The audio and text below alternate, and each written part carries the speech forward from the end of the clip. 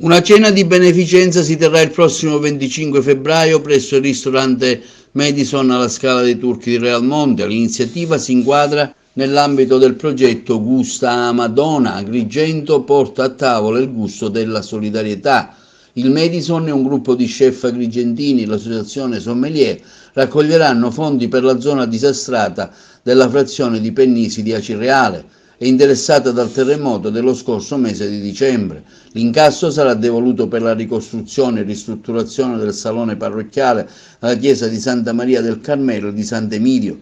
Da qui l'invito a partecipare all'evento unico del genere che unisce una straordinaria esperienza gastronomica e la solidarietà per tanti sfortunati. Abbiamo dato la nostra disponibilità, come quella dei nostri amici qui presenti, per questa nobile causa. Giorno 25 febbraio al Madison, lo ringrazio pubblicamente sia la struttura che la persona, il proprietario Mimmo Arena, che ci ha aperto le porte di questa meravigliosa struttura sulla Scala dei Turchi.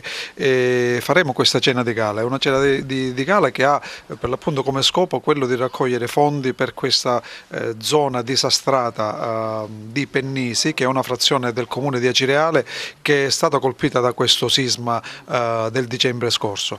Io ho visto delle immagini, se ne parla pochissimo, ho avuto l'opportunità di vedere delle immagini di zone veramente disastrate in una situazione proprio allarmante. Altro che Amatrice o L'Aquila, credetemi, veramente c'è una situazione di altissimo diciamo degrado,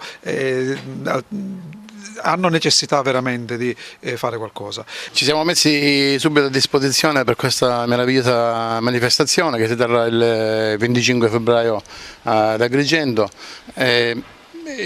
Direi che ce ne vorrebbero tante altre come queste per dare molta solidarietà.